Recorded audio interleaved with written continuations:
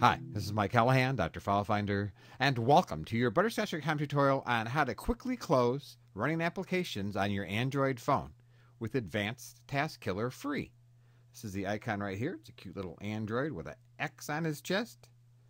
You can find it free in the Android market. Just tap on it once it's installed.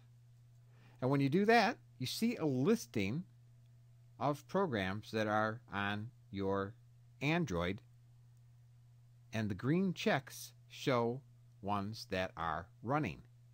So what you can do with a single tap of your finger is just tap where it says kill selected apps. The program will close, but I've opened it back up so you can see that all those other programs are closed now, and there's just a few basic things that are left open.